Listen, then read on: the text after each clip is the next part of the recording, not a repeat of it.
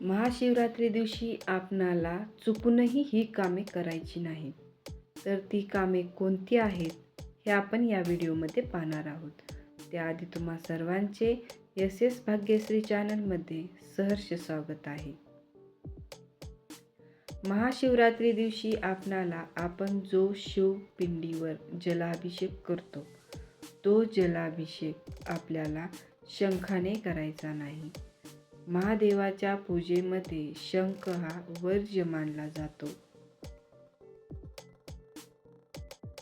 जलाभिषेक हा आपल्याला तांब्यानेच करायचा आहे.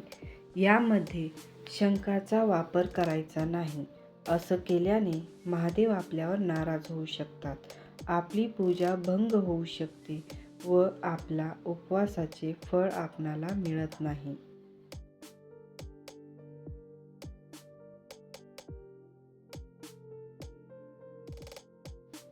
दुसरं म्हणजे महाशिवरात्री दिवशी आपणाला दिवसा झोपायचं नाही.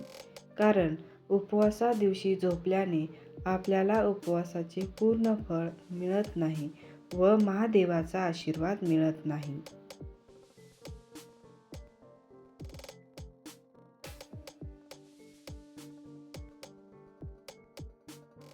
आणि या दिवशी मंदिरात पूजा करत असताना महादेवाची प्रदक्षिणा घालताना महादेवाला प्रदक्षिणा ही अर्धी घालावी, पूर्ण प्रदक्षिणा घालायची नाही.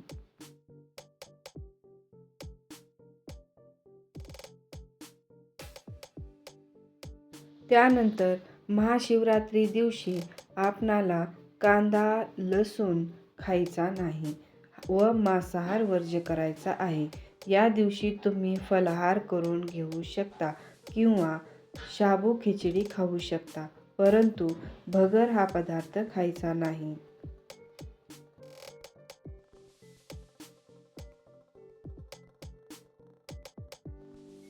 महाशिवरात्री दिवशी आपण शिवलिंगावर बेलपान वाहतो. ते बेलपानचे खूप महत्त्व आहे, परंतु ते बेलपान वाहताना ते बेलपान 3 दलामध्ये असले पाहिजे किंवा 5 पानाचा बेलपत्र सुद्धा शुभ मानलं जातं. ते सुद्धा महादेवावर वाहिलं जातं, परंतु बेलपान हे तुटलेलं किंवा जळकं महादेवावर अर्पण करायचं नाही.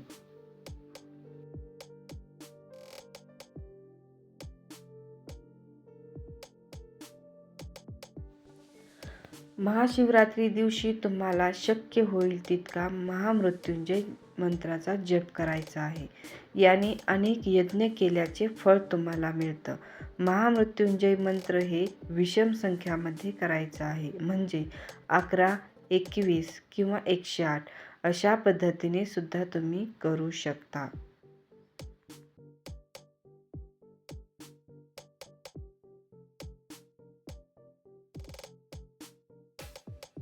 महामृत्युंजय मंत्र कोणता आहे तर असा आहे, ओम त्र्यंबकम यजामहे सुगंधिं पुष्टिवर्धनं पूर्वारुकमेव बंधना मृत्युर्मोक्षीयमामृतम्. हा मृत्युंजय मंत्र आहे. या मंत्राचा जप आपणाला महाशिवरात्री दिवशी करायचा आहे. ही सेवा सुद्धा खूप प्रभावी आहे. याने महादेव प्रसन्न होऊ शकतात.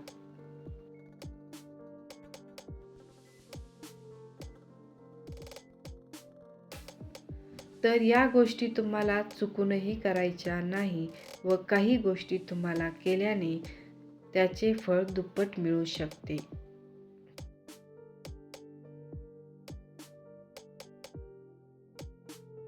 व्हिडिओ कसा वाटला तो कमेंटमध्ये नक्की कळवा आणि चॅनलला सबस्क्राईब करा. भेटूया नवीन माहितीपूर्ण व्हिडिओमध्ये. धन्यवाद. ओम नमः शिवाय.